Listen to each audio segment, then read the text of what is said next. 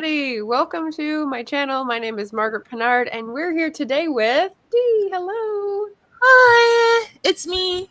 Yes. I'm not on camera, apologies, but I am here. Yes.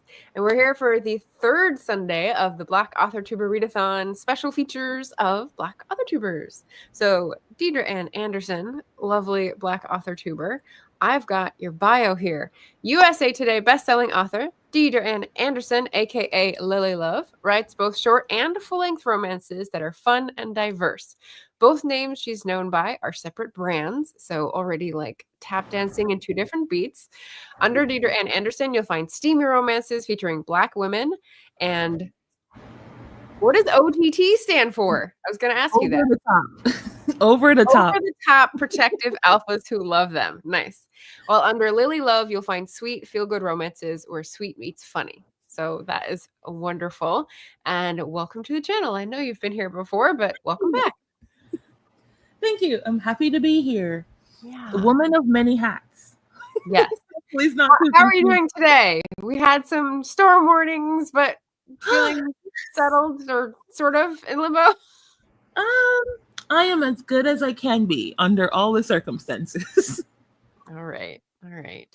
Well, you've got a lot of books to your name. So last week we had Tiffany, TL Russ, and she was talking about how many books she had published, and we were in awe. Do you happen to have that number in your back pocket?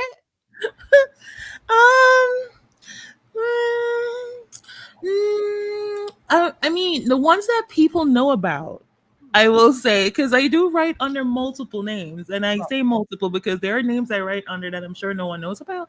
Right. I would say I ordered all my books for Lily and Deidre that were in paperback last week, and I got 19. Oh my goodness. I do have at least 7 to order for Deidre that weren't in paperback yet, and 4 more for Lily that hasn't been, like, I didn't press publish yet. Yeah. So yeah, quite a few. I try not to focus on the number because then yeah. Fair. So it's just very impressive. So I'm just what I do for Black Authortuber Readathon is basically find different ways each year. This is the 4th year. Find different ways each year to highlight folks that I know, folks that I don't know yet, get people to read more diverse books, get them on their TBRs, get them to subscribe to their YouTube channels. So conveniently right here, if you are new to Deidre, then you can subscribe to her YouTube channel. And what kind of things can we find on your channel, Dee?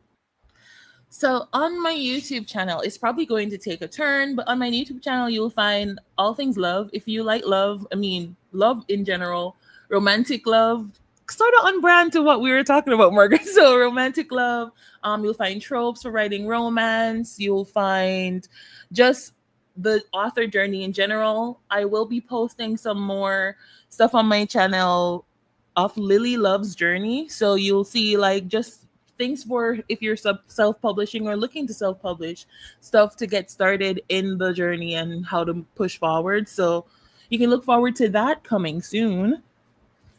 Yeah, I would say it's pretty author focused in terms of updates on how you're managing all the different businesses, because I really feel like they're separate businesses that you're managing to pull together, which is amazing, but also like how you do certain techniques, how you do certain business things, and just like how you put the even how together, you make covers and websites, like all things publishing, to be honest. Nice. Publishing. Cool. So you did mention different kinds of love, which is a perfect segue. So for today's feature with Dee, we're going to have both author questions as well as love questions because Deidre writes romance. So, yeah, because my good friend Gareth at Book Songs and Other Magic put up a video the day before Valentine's Day, and it was about the different types of love in literature. So he outlined 6 different types: familial love, platonic love or friendship, romantic love, self-love or self-care, love for guests or hospitality, and unconditional love or altruism. So I just shot these over to Dee like an hour ago. And I went over this last night when I was just sort of thinking what would be fun to mix in with the author questions. So that is what is in store for all of you here in the chat, including Leslie, hello, and Eva, and Devin, and Esther, and all the fun folks that we've been chatting with in other streams this morning. We had Devin double checking her goals, which is really nice. Also working on some crafts later, which is good. And talking about characters on the shelf. Okay, so I'm guessing that's like little resin characters or something. Jocelyn is here. Hello, hello. Ooh, Eva is trying to write romance, so taking notes. Yes. Welcome, Eva. Come on over to the dark side. Come on. The dark side. Or the... So I don't use the term clean as much as some other people. You definitely use clean for Lily Love. I just call it a sweet romance. Yeah, I started using sweet more than clean. I think we're veering that way now. Or closed door. I've seen more sweet and closed door. So cool. Mojo is here. Just finished my rewrites for the day. Well done. We've got another romance author, Emma Bennett. Hello, lovelies. Oh. Sky Lily is impressive. She's been calling me D Sky Lily. D Sky Lily. Oh, okay. I missed that. I sort of gave Sky a slow, not death, but pulled back a little bit for different things with Sky in the future. Okay, nice. I like that because that's all some of the names combined together. That makes sense. Yeah. And then Eva says, I don't intend to write wholesome, but I do not intend to include any spice. So somewhere in the middle. I like that. Okay. And good point. The dark side has cookies. So, I asked about your YouTube channel. Let's ask about the first kind of love question. What is the first book that pops to mind when you think of familial love, like a family loving each other? What is like your iconic classic? Like when I saw it, I thought of Pride and Prejudice, which is, classics, but I don't know. I have a special connection with Pride and Prejudice. Okay. So that's what popped into my brain.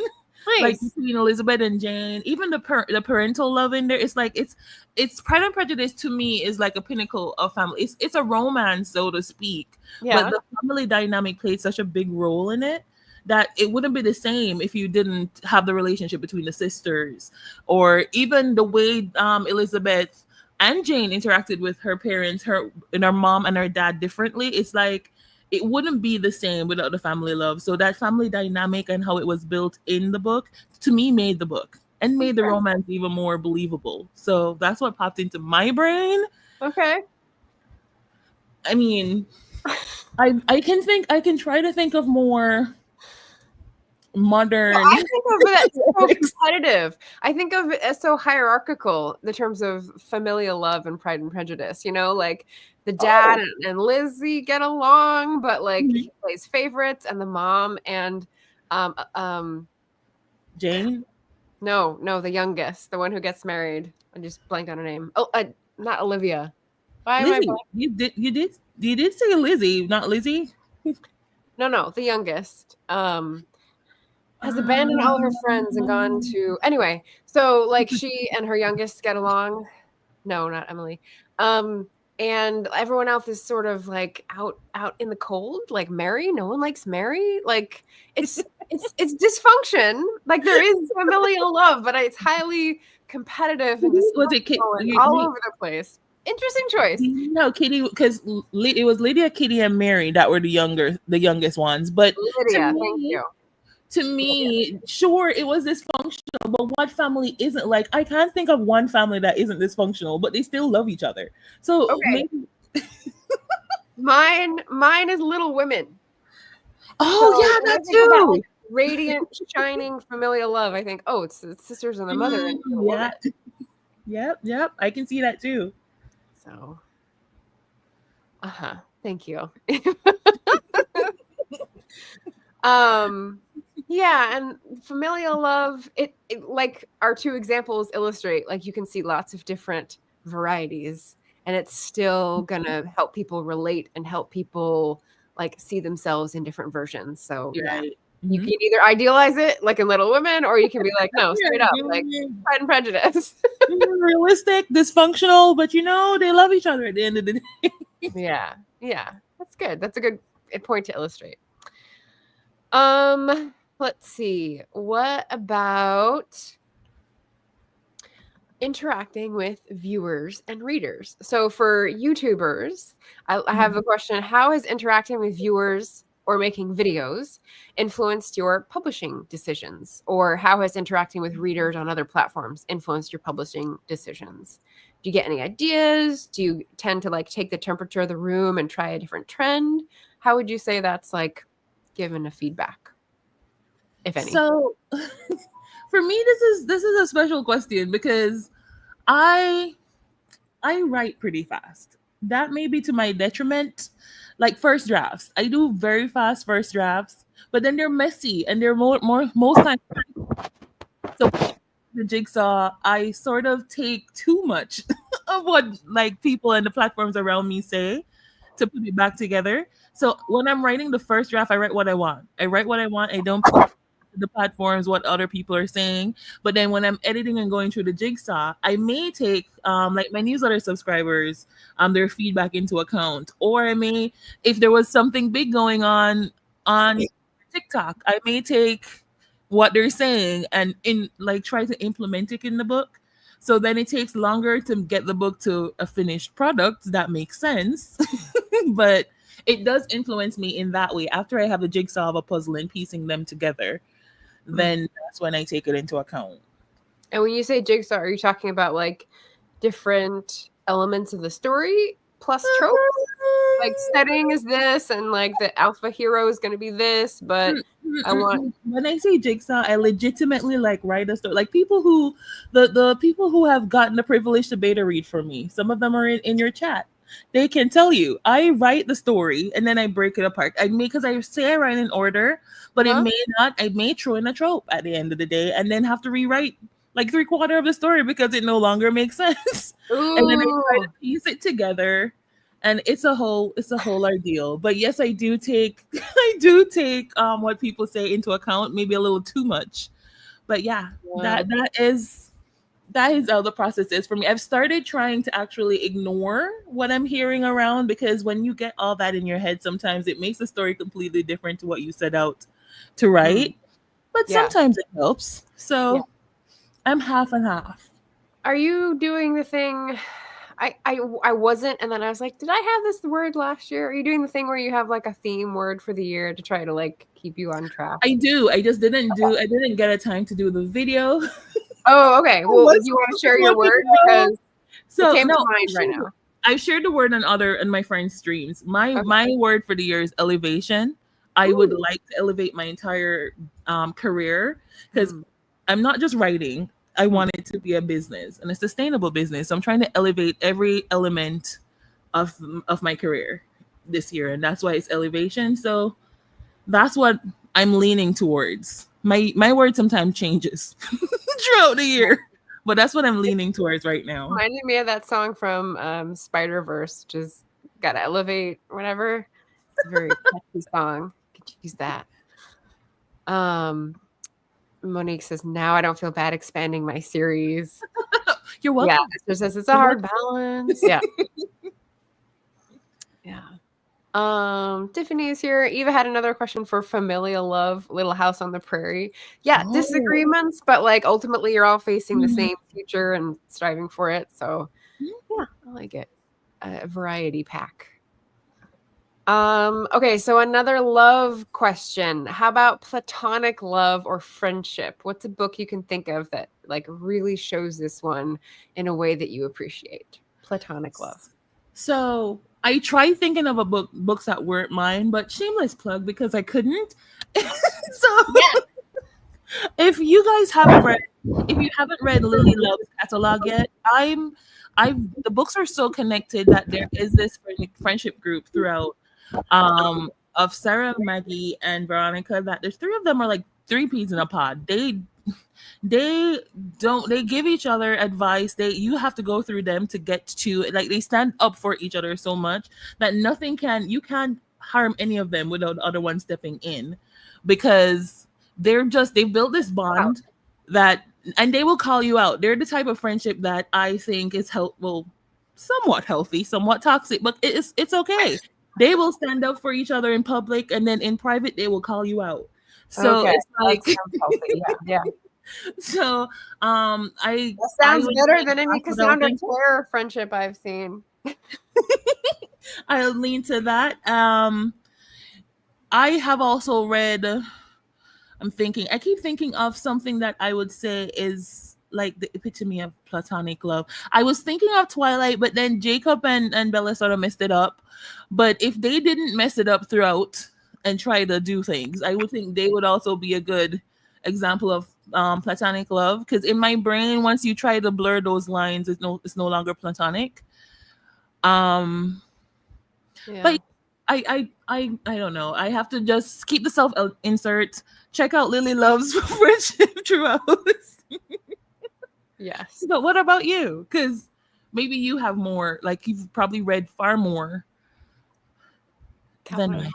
So the Addams Family and Calvin and Hobbes. I like the pop culture Eva's throwing in for us here. Hunger Games for friendship. I like that. Yeah, the different victors.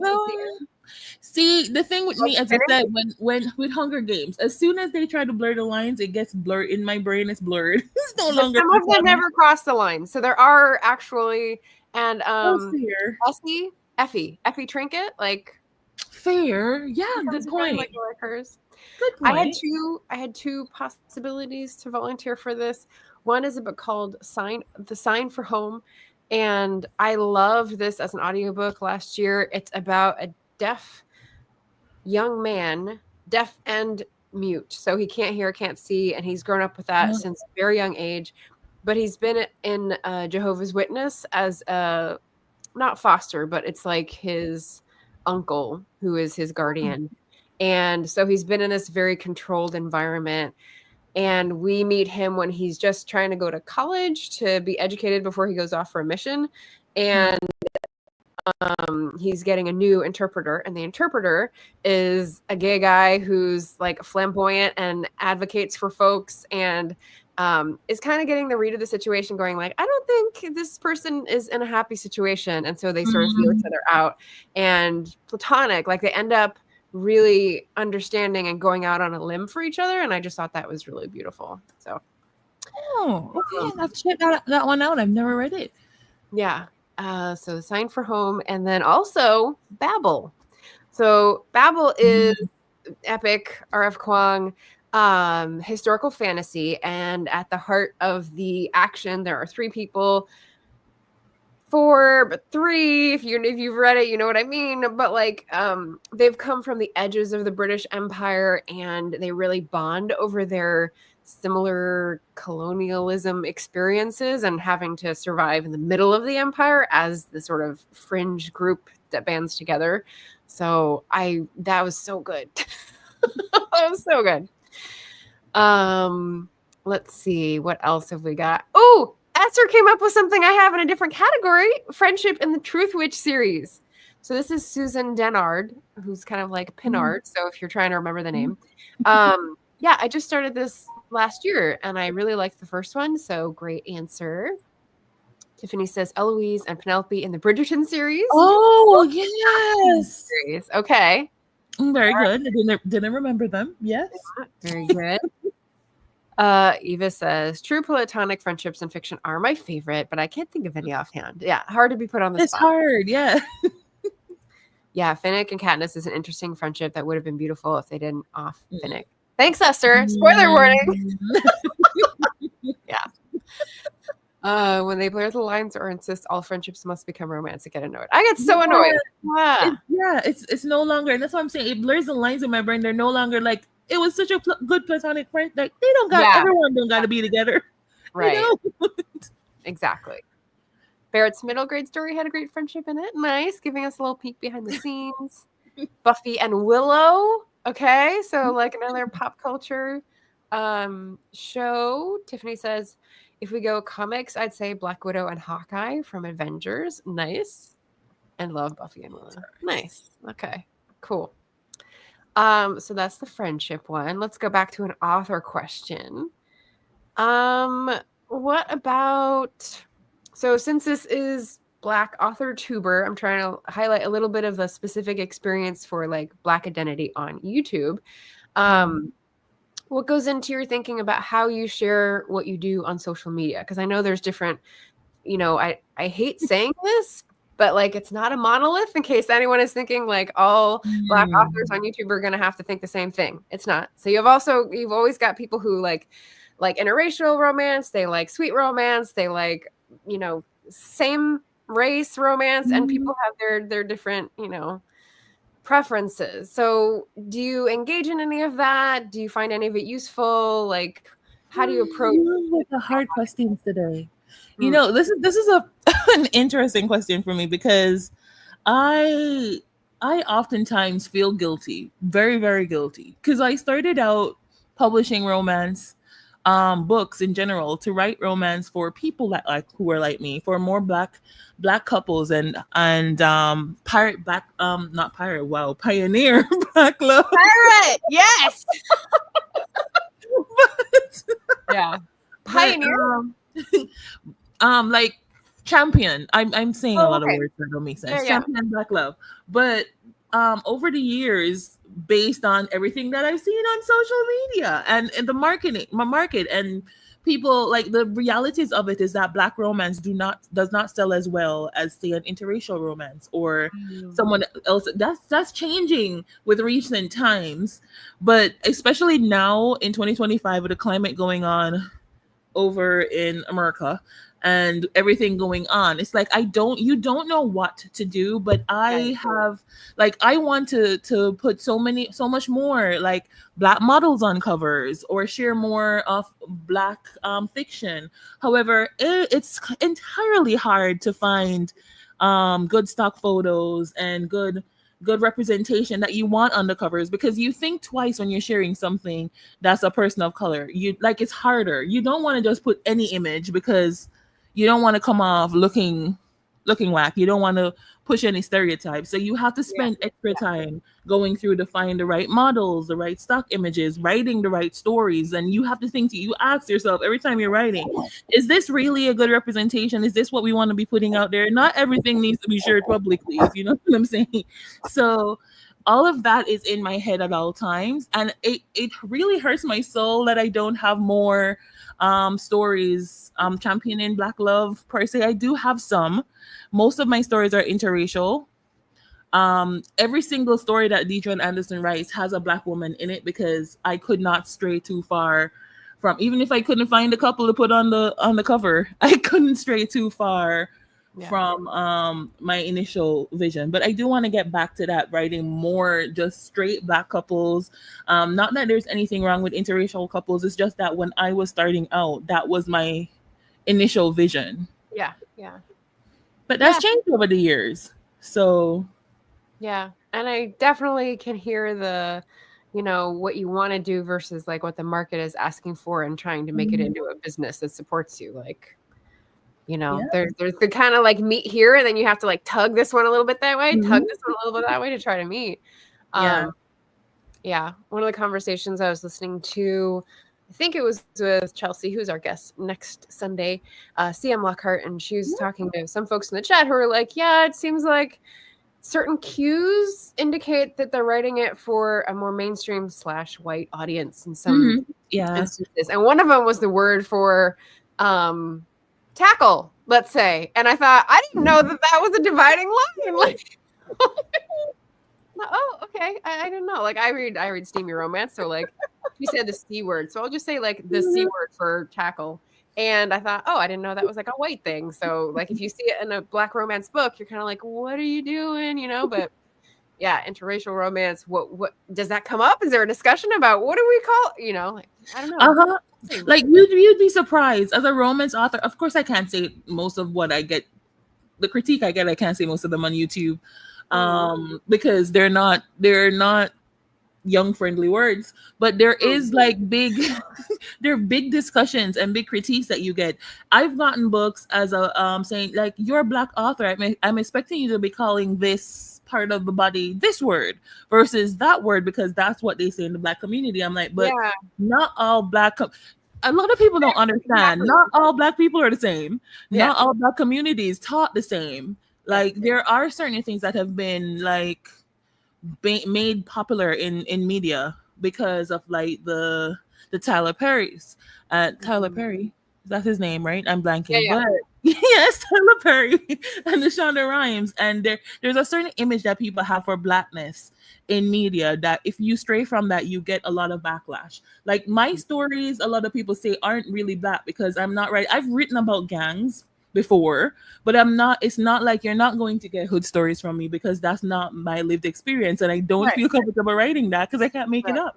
Like Right. I could imagine, but then it would be a injustice for me to do that because I don't know if that's a realistic experience, and I don't want to go out and get sensitivity readers to say, hey, is this Yeah. quote unquote hood life enough? Yeah. That's a different subset of Black romance. If that's what you're looking for, you're not my reader. And like a lot of people they go in expecting one thing, or they see a Black person on the cover and they go in expecting that, not knowing that it may be something completely different, right? But Interesting. you're Yeah. always Yeah. you're always shoved into a mold Right. when you're doing, like, if you say you write Black romance, you're shoved in a mold. You're going to find one reader that's expecting you to be writing completely things that are far left because that's what they're used to seeing in mainstream media, or you're Yeah. going to get someone else that's saying, oh, this is totally not what I was expecting. It's sort of like whitewashed. I've gotten that a lot. But I mean, that's my lived experiences. Every country, and not all Black people are from America or from Africa, so you will have different experiences based on where the author is from, where the characters are supposed to be from. Mm. And yeah, it's just people need to open their mind when they think of black fiction. Black Yeah. fiction is not all the same. It will never be all the same.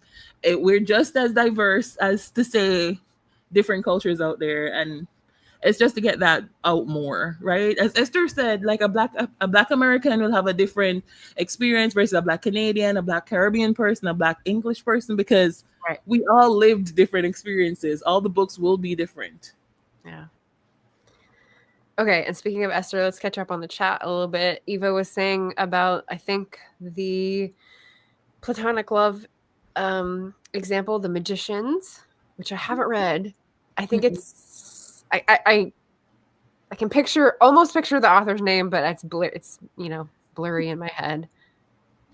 Interesting. We've got a pirate comment from Devin. Pirates are rebels to capitalism. Love it. And then I thought Tiffany's comment was really good. I found that most times it's people in our own culture that judge Black authors the hardest, which, yeah, could be. I just popped the link in there for diverse book designs if you want to see how Dee has tackled some of the covers. She's got several different styles if you're curious. Eva says stock images are hard to find for anyone that isn't young, pretty, and white. Fair enough. Yeah. Very fair. Very fair. Monique says, I love Brenda Jackson, but I've started going towards interracial. My husband is Polish after all. Yeah. So lived experiences. Why not? And everyone deserves to be represented in books. I don't think a lot of people from our community in particular, because we are our own biggest critics, I don't think they understand that. There are a lot of people, even in my family, that believe that because if you are Black, you should be writing Black love, right? But that's not realistic. Like, you're allowed to love anyone you want to love, which may be from a different culture, a different race. It's like that all needs to be represented in books because everyone needs to see themselves represented. I'm firm believer of that. I like that. Eva's taunting me here with AI, which is a no on my channel. Tiffany says, if you write Black couples, people are very specific about how Black the cover, wording, all the things are. But if you don't write Black characters, they also have things to say as well. Interesting how that is. Yeah. Devin says, it's the representation that stopped me from putting a Black woman on my cover. I feel I made the right choice. Oh, so maybe the options that you had weren't reflecting what you wanted. And so if you can't put it out the way you want, like, you go a different way. Yeah, yeah. Critics gonna critique. And then Dee Dee was here. Hello, hello. Hi.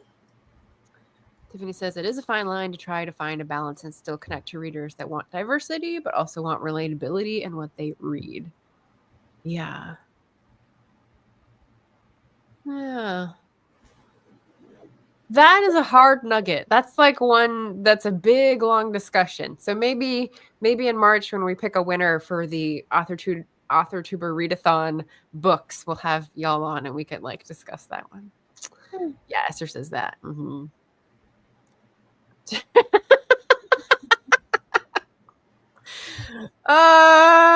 Yeah.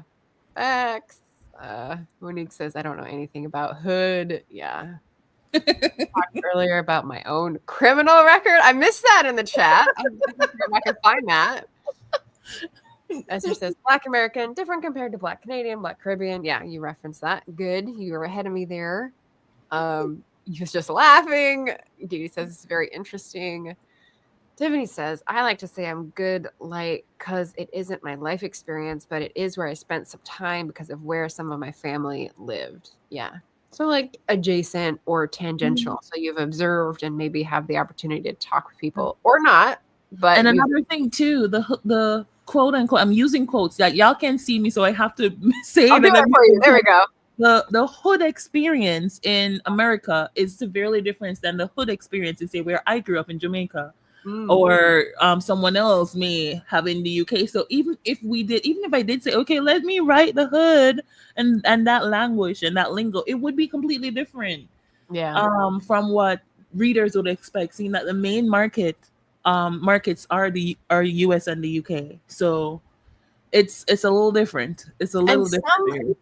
Some very few experiences of a different experience of something that the American market understands will make it over, but like very few. Like I'm thinking of the new movie Kneecap, which caught my eye because it's about a Gaelic culture. So it's folks in Northern Ireland. One of them wants to be a rapper, and like he's caught by the police and refuses to talk if they don't speak Gaelic to him, and it's all about like the Gaelic language survival.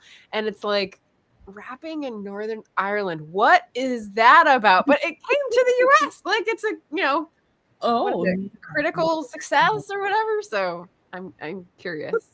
Kneecap. Okay, I'm gonna check that out.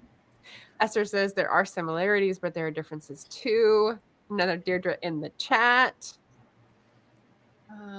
Okay. I didn't know that was your like full name. Very cool. I think you have an R and Deidre.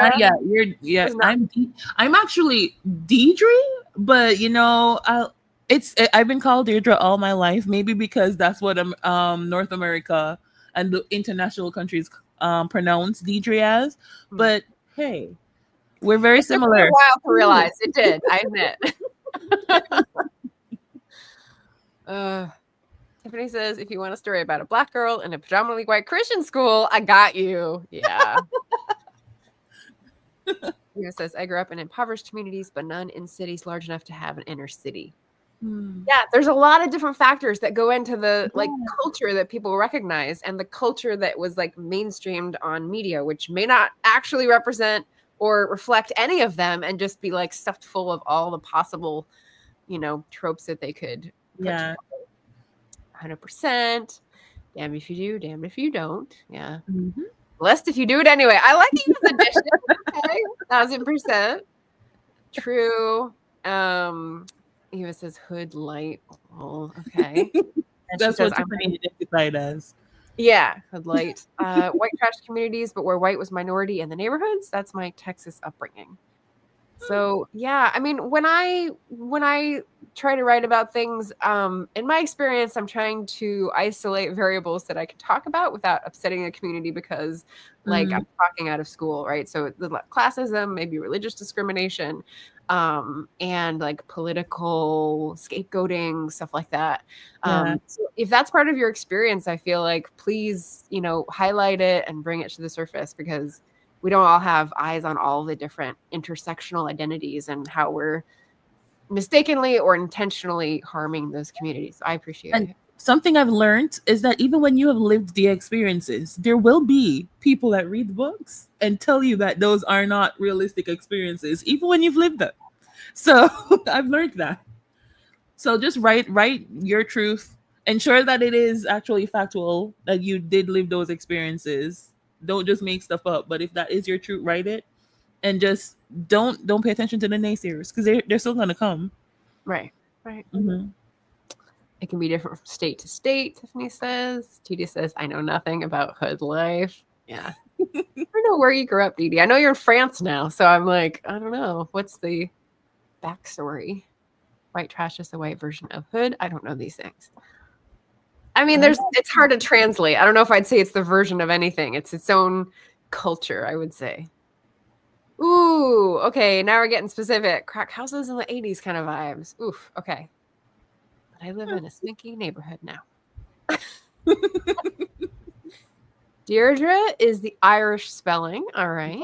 Ah, And Esther interesting. D answers to basically anything with all of her pen names. Yes. I do. As long as it's close to my name, I respond. Disguy Lily. Yeah, I like it. Also, too many spiders. Forever. So valid. Monique says, I'm from the 60s, so desegregation, I was there. Ooh. Has that been in any of your stories? Mojo? Like, I know I've read some of the background or some of the copy for your stories, but that'd be interesting to hear about.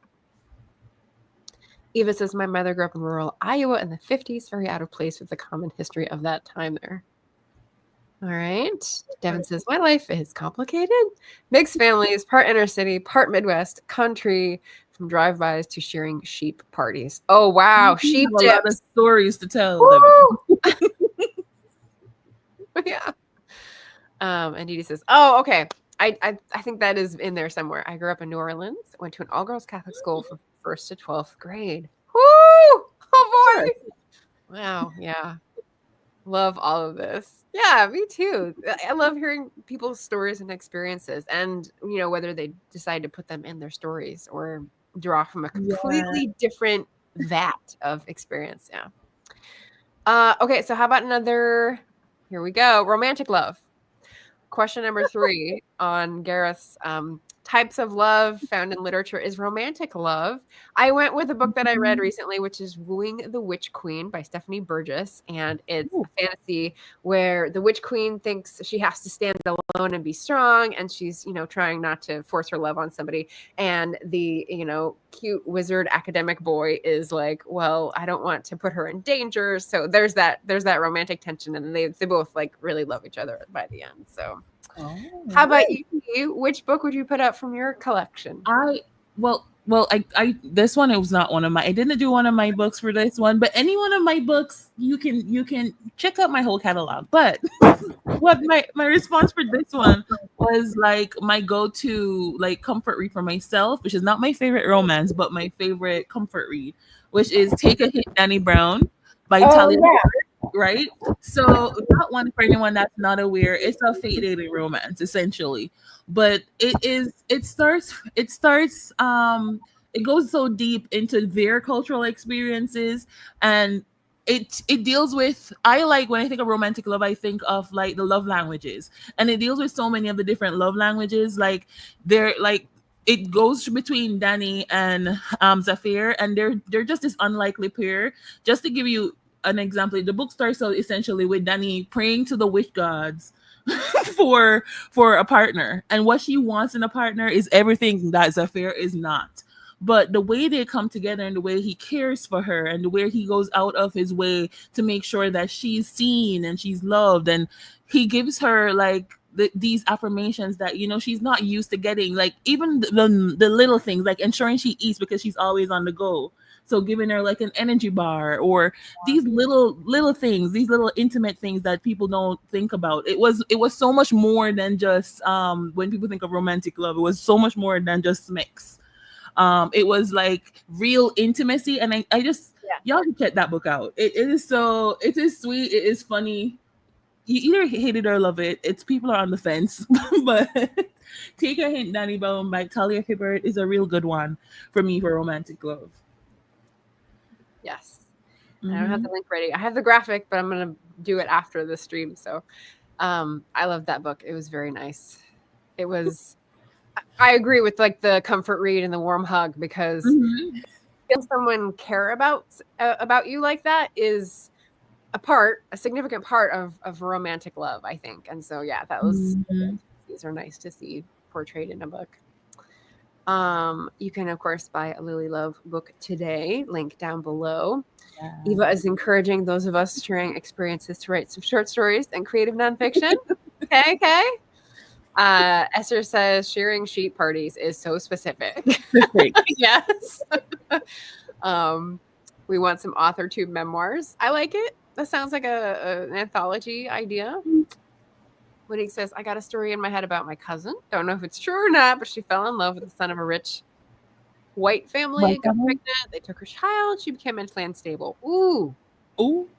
Dark family history. Yeah. You might want to investigate that to see how close it is to the truth, because you might get right. Yeah. That she then spent her entire life going to battle to get the child back. That's too real for me. Like, that sounds very real. Yeah. Yeah. That's like, yeah, hurts.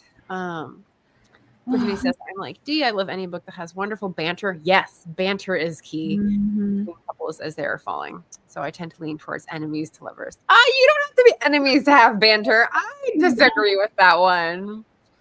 I've had some lovely banter just on random dates. So just putting it out there. Yeah. That is something I love in TLRS's books. Her books always has good like characters, good relationships that you fight for. Like you want to fight for them. So yeah. Plug there too. Oh boy. Yeah, so that feels very true. Oh, it was a true. Oh, I'm sorry. Friends have banter. Mm-hmm. Banter is my favorite. Okay, so the key, if we're going to break it down as an author of romance, what would you say, Dee? Like, what's the key to good banter in a romance? Writing good banter. It depends on the trope, because every trope would be different. If it's enemies to lovers like Tiffany likes, then it's like it's back and forth, but it's back and forth with like a vengeance. Like they're trying to be mean to each other, but it's coming off as cute. If it's like maybe friends to lovers, like it's sort of like a teasy banter, like they're teasing each other because they know like intimate stuff about each other because they're friends. Yeah. So they're like, I know secret stuff about you that no one else may get. So it's like that type of banter, like a little secret joke type thing. Or if it's a stranger, it could be banter of just picking up maybe their physical appearance, or maybe something that you secretly like about the person, but you're poking fun at it because you like about the person. You're just going back and forth to get good conversation. I don't know. It depends. Like I like banter of all kinds, so it depends. Yeah. I like it when it's strangers getting to know each other, because you can go different directions with that. Like sometimes you can hit a nerve and realize from the reaction, oh, there's something I don't know there. I either have to go slow or go around if I want to maintain this relationship kind of thing. Or you hit a nerve where it's like, oh, it's something that they're passionate about. And now we can talk about this new thing and like, interested, I love the exploration. Yeah. You play off the vibe of the other person. So yeah, Tiffany says, agreed. Sometimes people don't add the banter because they're trying to have all the cutesy romance. I have banter in cutesy romance. Check out Lily Love. Again, there's banter in the cutesy romance. There you go. Yes. Oh, and siblings' best friend banter can be good. Yeah, because if you know someone and you've been ribbing them their entire life, like that has potential. Yeah, nice. Okay, so we did an author question. Question number 4 for the types of love is self-love or self-care. So I had an example for this, which is Do Me a Favor by Kathy Yardley, which I read a few months ago. And it's an older protagonist, former caretakers and people who don't look out for themselves and tend to lose themselves doing things for others come together, and it's so good. So like if you're looking for a self-care that is also a romance and like people, Do Me a Favor by Kathy Yardley. That's my pick. How about you, Dee? Okay, I have 2. So I have 2. I have a popular pick that it won't need much talking about. If you're looking for one from a Black author, a popular one, The Hate You Give, by Angie Thomas, because throughout that whole book, Star basically, she started out trying to not give in to the hate for who she was and discover herself, and ended up learning to not only fight for herself but fight for others, and accept herself but accept her whole like race and stand up for a race. So check that out. Of course, it's a popular one. Yeah. But also, if you're looking for a less heavy, this one is not a Black author, but It Happened One Summer by Tessa Bailey. Like it's a very simple change, but you follow the protagonist basically starting out as a party girl, rah rah, because that's what she's used to. She's used to this rich. She grew up in this posh rich family, so she's used to acting out. She's not really knowing who she is as like who she should be, so to speak. So and then she lost it all. They shipped her off to somewhere to fend for herself, right? This and so she. Okay, I haven't read Tessa Bailey. I don't think I've read any of hers. So yeah, I've seen this cover for sure. Favorite romance is Love Her or Lose Her by Tessa Bailey, but we're not talking about that right now. We're talking about It Happened One Summer. Okay. But yeah, it's like it's this light, it's this relatable yet light self respect, self-care journey that she goes on. But it's like it's a romance, so it's like the subplot of the book, but she learns throughout it to value herself, value what she can actually do, because she didn't have to, right? She grew up posh, she grew up rich, she grew up posh, like everything was handed to her. She was basically spoiled until she was forced to learn to do stuff for herself. And it's funny, it's hilarious, but she learns throughout too that she can actually do stuff. She's not useless, she values herself, and in turn found love. So good book. That does sound good. One of those is already on my list, and now the other one will be. So, Devin suggests Coffee and Kung Fu by Karen Brishu. Life changing. I like that. I like the sound of that. Esther suggests The Cozy Hideaway by Grace Myers for self-care. Love. I like the protagonist's strength and how she doesn't dwell too long on almost starting over at an older age. See, these are the kind of books that need to find their way to me. Yeah, exactly. Thank you. Good recommendations, everybody. We are nearing the end of the hour, and I've still got a few questions. So if you have a question for Dee that is about her covers or her pen names or her business or her studies or her aesthetic or anything, like write it on in, because she does so many things so well. So we're all excited to get it in before our interview closes. Life-changing, you say. Yes, I like that. So let's see. The next love question is love for guests or hospitality. And this is the one that I used Truthwitch for, because Truthwitch by Susan Dennard has a fantasy world with several different cultures, and they live separated. Some trade, some pass through, some are uneasy allies. And so the setup is that this one person is an outcast of this very exclusive, inward looking culture, but they have a very firm guest hospitality policy. And so she trades on that to like go in with this friend and be in there for a while, safe from people who want her outside, and like figure out a new plan and then leave. And I thought, oh yeah. And this makes me think of a lot of the Middle Eastern or Arab cultures that I interacted with when I lived in Turkey, and the fact that like the manners or the graciousness or the lengths to which people will go to be generous is just like mind-blowing. So I think people have taken some of that and put it into fiction because it's so different from American individualism. So that's what came to mind, is like the Middle East in terms of hospitality. What about you? Something for like guest love, where someone is a guest in your country, a guest in your home, and exhibits that love. So I didn't go guest in country way. I didn't think of it like that. When I thought about a little different, but I thought about The Kiss Quotient by Helena Horn. But she's not a guest in. She grew up in a different culture where she is an older lady now, and she has not experienced, I don't know how much I can talk about this on YouTube. She's not experienced, and she hasn't lived life, so to speak, in the sexual type. Okay.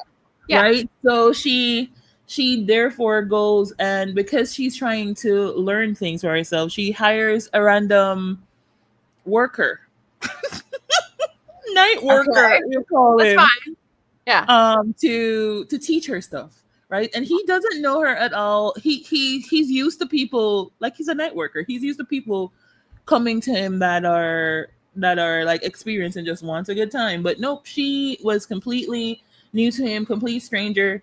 They didn't do anything. They talked, they bonded, and he again, she's a stranger, but he went out of his way to look out for her because he realized she was inexperienced. She was a tech, like she's an established person in business, but in life experiences she is not at all. So he goes, and he's a complete opposite of her, where he's smart in life experiences, she's smart in like book stuff and tech stuff. So he goes out of his way to look out for her, so to speak, and teach her the ropes of the world, and make her an all-rounded person. So yeah, and that's another book about different cultures that they come together and teach each other stuff, even though they didn't know each other before. They're complete strangers. She hired him, so yeah. That's but like you're welcoming someone into your world where you're the expert, so they're at a disadvantage, and like you could have bad things happen in that case, or you can have like general. Yeah, and in this case, good things happened. Yeah, and some bad things happened too, but they helped each other through it. You need some tension. You need some tension in a book. I like it.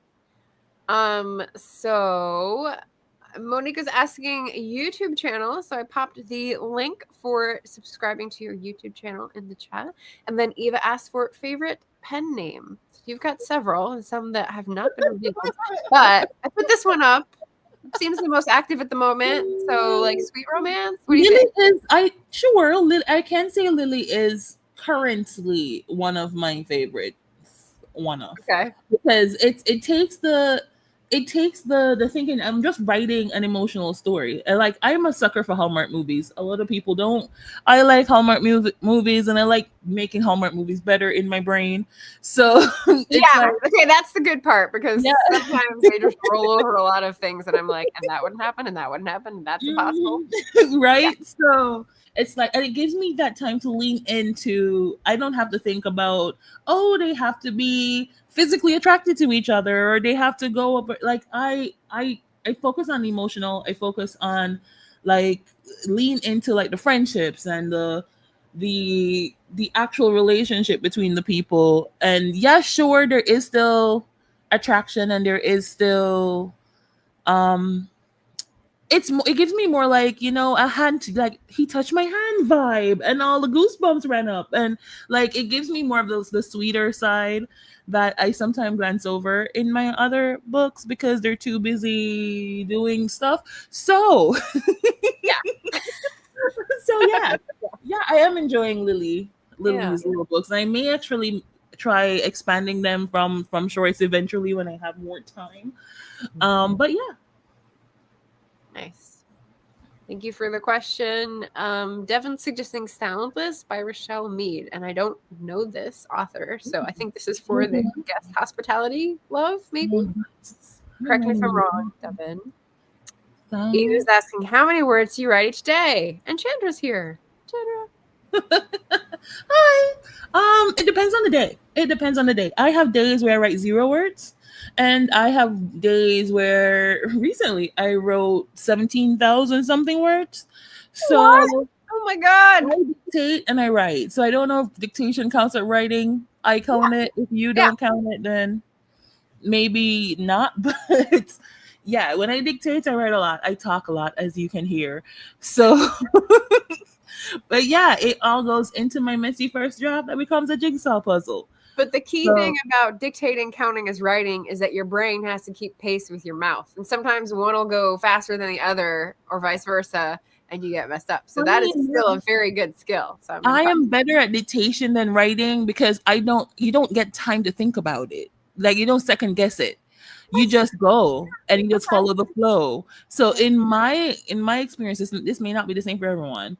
In my experience, it comes out better when I dictate because I second guess myself a lot. When I'm writing, it takes me so long to write. I'll sit at one sentence thinking, but this would have made sense, or that would have made sense. But when I'm dictating, it just goes. So I'm guessing you're not like a longhand writer. No. Okay. Sam came in. Sam had a Breaking the Block stream earlier, which is fantastic.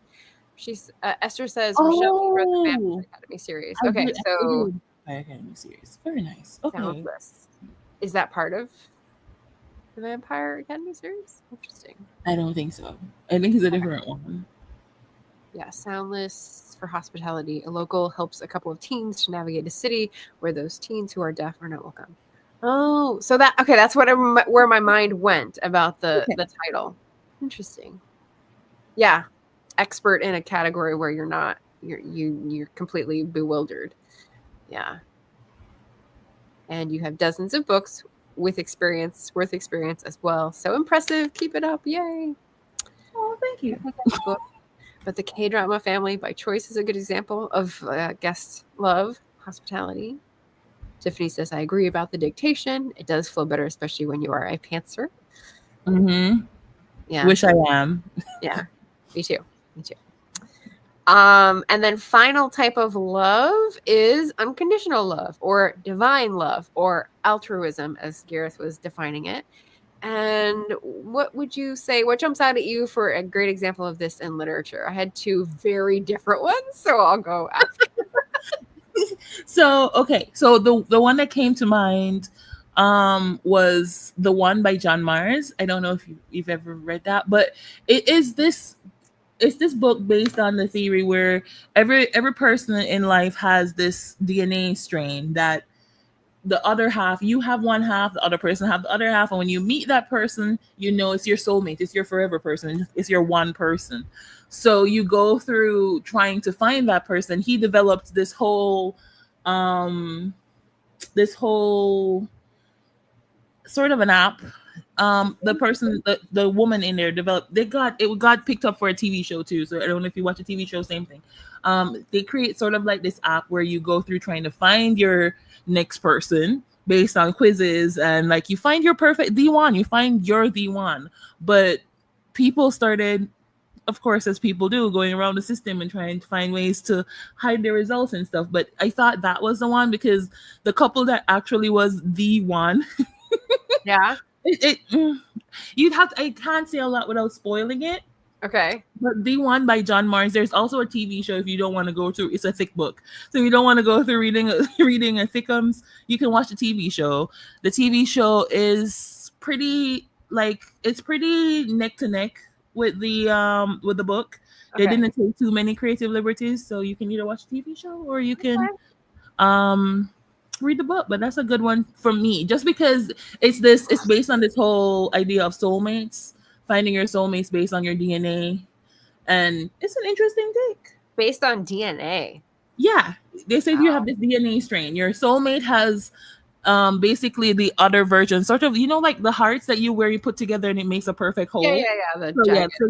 So your partner or your soulmate, your life partner, has that other half of your DNA strain. So when you put it together, you make a whole. But I don't like that metaphor because it means you're not a whole person if you're not in a relationship. So, like, what do? You know? Well, in that world. Yeah. Okay. Because some people were getting mad at people that already died, and it was a whole thing. I mean, it was an interesting take. I mean, it's better than a magic hat sorting people, I suppose. Tiffany says, I agree about the dictation. Does feel better, especially when you're a pantser. Esther says, that's why I find it hard to dictate, not a pantser.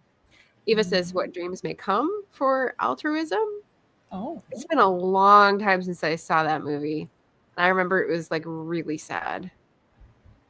Is it not the movie? Are you saying it's a different book by someone named Matheson? She also says, I find it hard to dictate due to the punctuation and spacing commands.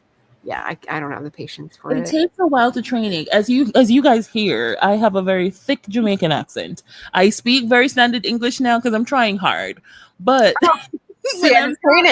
when I'm talking to myself or by myself, that sounds weird. But when I'm talking by myself, my accent is very much thicker. If I'm talking to my husband, my accent is much thicker. So when I'm talking to the computer, in order for me to go quickly, I just speak normally. So it took me a while to train.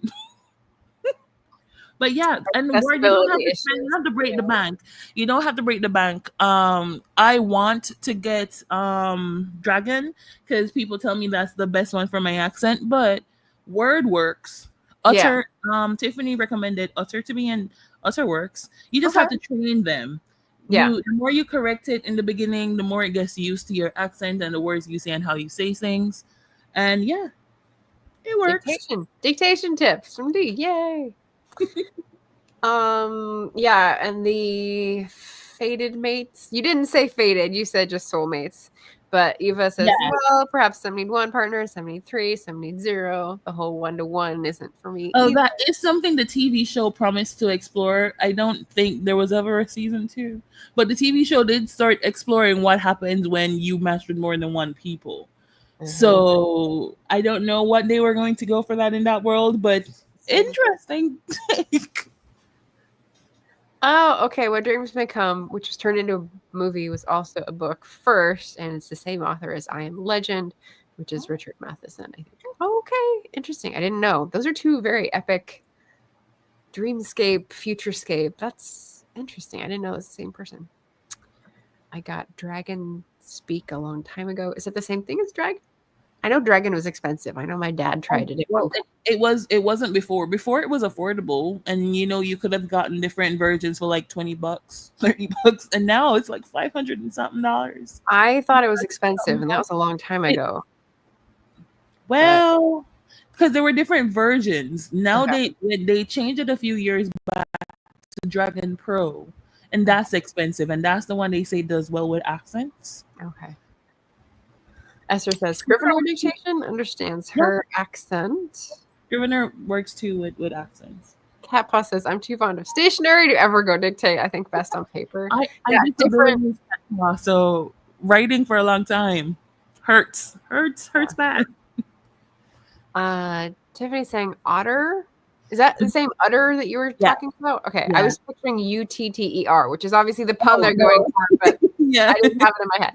Works well because you don't have to tell it punctuation. You just have to take a breath, which you guys probably think is hard for me since you guys think I don't breathe. Oh, Tiffany. Same with word too. With words dictation, if you pause, it will add punctuation. If you pause for a long time, it adds a full stop or even a new paragraph. Or you can choose to tell it period or a new line, or which I sometimes do anyways, even with Usher, because I would want a comma sometimes and they put a full stop. So yeah. Okay. Eva knows Matheson because it's her husband's favorite author. Okay. Nice.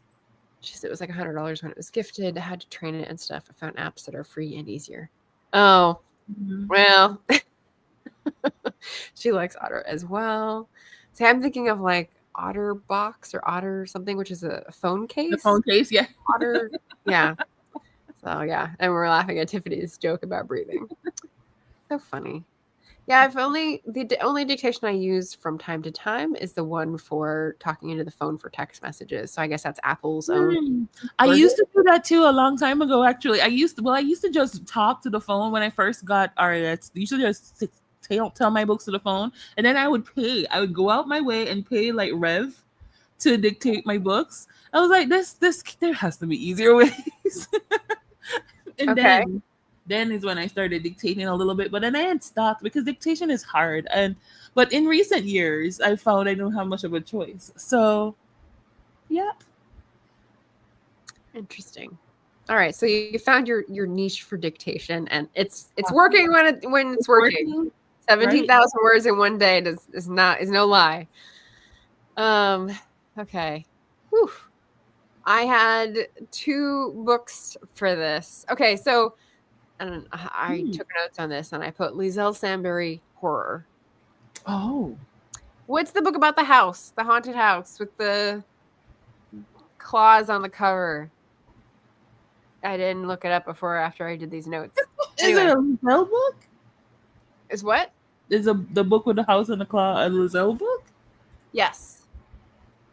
I'm trying to find what the title is. Come on. It's not the new one. It's old. Delicious Monsters. There we go. Okay. I read Delicious Monsters. Lizelle, of course, is another Black Authortuber, and she's been Mhm. featured in previous readathons. But I would say this is really good for altruistic because you have different characters interacting who are mostly acting for their own self-interest, but some who like sacrifice, who go against evil and are trying to protect others and like giving of themselves for that reason. Sometimes it's also familial, sometimes it's also romantic, but like I thought that was the first one that came to mind. And then the second one, which is very 180 degrees from that, is the Kamogawa Food Detective series. So I listened to an audiobook for the second one of the series, and it's people come to this diner and they track down meals that they are trying to remember and recreate and deliver them. And it like fills an emotional need. So it's kind of guess Oh, like very different. Yeah. so I really loved that because I was like, oh, that's like a fantasy universe I can get behind. Like Me too. your food hunger and emotional hunger are like linked. In But one. yeah. And one? Yeah, your food hunger and your emotional hunger in one. Yes. Yes. All at once. So yeah, so those are my two recommendations for that. It's sort of a weird combo, but you know. Tiffany says dictation works well for me when I don't look at it and I just get into the characters. Yeah. The stopping and starting with punctuation would drive me crazy. So that's why I don't use it. I haven't done D level words in a day, but I have done around 8K in like a couple hours. That is super impressive. See? Yeah. You guys are all impressive. Eva says I You can't. don't want to do these level of words, people. Don't do that. D has an unhealthy way of writing. Do not do that. We have extremes. Some people work in extremes and some people work steady. It's just a different style. Oh, there's a house of people. They already asked me what I'm saying to them when I start singing. Thank you, Esther got Delicious Monsters. I just Googled it. Yeah. It's really good. You know, I don't read horror. I don't This either. one is really good. I don't either, but people keep talking about it, so I may just check it from the library. But Yeah. I Worth keep it. wanting to read Lizelle because she's Caribbean and she's Canadian, just like Yeah. me. So I'm like, but I'm a scaredy pie. Okay, I think you can do it. I think you can do it. we'll I see. don't think if there was any parts. Like there are other like thrillers where like my body is I doing love this. thriller is my favorite genre. But again, when they start getting into the ghostly stuff and the horrific stuff, I'm like, it takes me a while. But I'll try. I'll give it a go in the daytime and see. Is there a category that's light body horror? Because like there's a very flimsy line, and like I can do some, but like only a very specific. Well, I like. Is it like so? Okay, I'm a special one. I don't like horror, but I like gore. So I like Saw is one of my favorite movie franchises. So I like gore. So if it's gory, I could do it. If it goes into like ghosts and weird things, I cannot. I don't know why. Yeah, I try it from the library then. I really liked it. Tiffany says that's what stops my dictation too. Too many ears listening. Oh, in my case, these folks have opinions on what I'm saying. Cat Paw. The question was the sixth type of love in Gareth's video that he was talking about the different types of ancient Greek visions of love was altruism, divine love. What do we think of in a book when we think of that type of love? So we were just trying to come up with examples of books that represent that type of love. Food, porn, and horror. It's not food porn. It's emotional, like satisfaction, Esther. Yeah, it's good. Very different. They are very different directions. Yes, I said that. Oh gosh, if it was spicy romance and my husband was home, he'd interrupt to return. See, I have an understanding with mine, but I do most of my dictation when I'm alone. But if he's here, he just pops in his headphones. He doesn't pay me any mind. It's okay. And I just leave the smexy scenes for when I'm alone. Yeah. Eva says, thank you for still talking to us, even though you're Canadian and we're American. Yeah. There's that. Oh, well, we don't. We don't have an issue with Americans. You don't have to what? We don't have issues with the American citizens. That's not who we have issues with. It's okay. Yeah. When he says if he goes out for the day, I can get 10,000 words. Can't wait until it warms up. Yeah, you get that motor running. Tiffany says that Eva, but switch husband for father, and you get my ick factor. Oh. Oh yeah, we're sort of in a fight. I think Nia read it, so if Nia can read it, all of us can too. That's okay. If Nia can handle it, I do. Like Nia is my gauge, so if Nia can read it. Yeah, Goosebumps. I never read Goosebumps, so I can't share that. And Eva says you need to come visit on one of the rare occasions my house is clean. There's dad-free space to work. Oh, to Tiffany. Gotcha. Oh. His son would probably be some sort of crime if he could hear some scenes. Oh. I'm not sure. I guess she's saying the scenes she'd be dictating would influence her son to do crimes. Okay. The stories Eva writes, I'm still waiting on the outcome of Volcano Baby. So Eva writes stories with babies and volcanoes. What? I don't understand. Okay. Dismembering is fine in Dee's mind. Hauntings? Hell no. We have different trigger points. Yeah, for sure. Yeah, ghosts are scarier than body pieces? See, not for me. For me, yes. Okay, listen, I grew up in Jamaica, okay, where duppy is what they call ghosts, where duppy stories are a thing. I've been traumatized with duppy stories growing up, ghost stories growing up. So yeah. That affects me more than severing body pieces, unfortunately. That's a good point. Good point. Chandra says I like to take walks and dictate at the same time. You don't have to worry about an audience and get some steps in. That is good, especially if you're not in a very populated area that would be like very noisy for background noise. Try that in the summer. Maybe. If you're not in a frozen tundra landscape like me. Right now, the snow outside is to my thighs. So, and I'm 6'4" So we will not do any walks this right now. But in the summer, maybe. Wow. I did not know you were that tall. Wow. Yeah, I'm really 6'4". I go around telling people I'm 6'3". But I'm make them feel better about themselves. I'm on crutches right now, and I told them I'm 6'3", and where they put the crutches, I could not. It was not it was uncomfortably short. No. So yeah, I am 6'4". I've accepted it. Don't lie to the medical professionals, right? Like, lesson learned. Eva says I have some issues with some of the citizens. Yes, the T. Yes. Tiffany says, I haven't thought of that, Chandra. I'm going to have to try that for sure. Sounds good. Oh, yeah, Volcano Baby. We were just talking about how many ideas is too many on Sam's Breaking the Block. And Eva said two. So she's saying that she stays in one lane. But, you know, I've heard her go from different story to different story. So, yeah, same for me, Cat Paw. I can take the ghost, skip the gore. And same to Kat. So Eva's the same. Esther vibes with ghost, not rotting flesh. Exactly.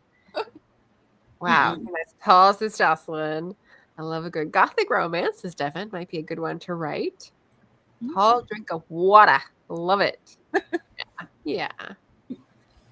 So we've gone over our hour because that was some great discussion. So we got some good book recommendations. I'll try to pop those in the description after I track them down after our chat. Is there anything you wanted to say to folks watching on YouTube about people to follow, books to read? I'm going to put out your Take a Hint, Danny Brown recommendation because every guest gets a highlighted recommendation for me to promote. Anything else you wanted to leave us with? Read diversely, be diverse.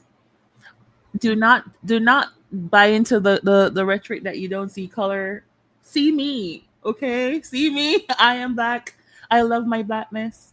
Please support Black authors. It's a constant struggle. Support Black authors. Read Black fiction. Support all authors, not just Black. Just make an extra effort to read from POC authors because it's a struggle.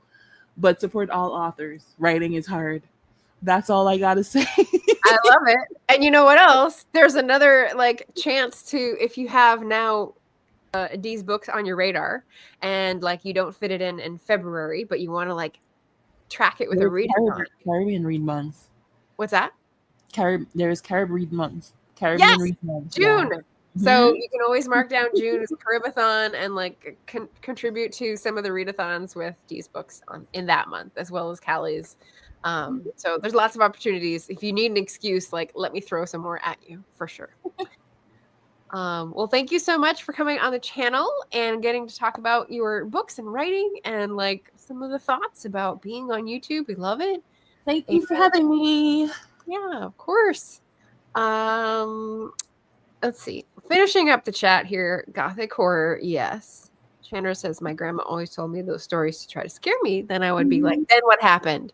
She was from Grenada. Yeah, they haunt you with these ghost stories. I tell you. I can't even. Listen. I am not young, okay, and I'm still like. Sometimes I'm walking in the dark, even my own house, and I think I see something on the side of my eye. I'm like, I double take. I'm like, wait, what? Ghosts scare me, okay? Okay. Yeah, this is really fun. We all got to support each other. That's great. From Jocelyn. Yeah. And read all Deidre's books and pet names. She's amazing. Yeah. And review. Yes, that's what we'll leave on the Goat Hub. And review. All right. Thanks, everybody. Happy reading. Take care. Diversify that shelf. Bye. Bye.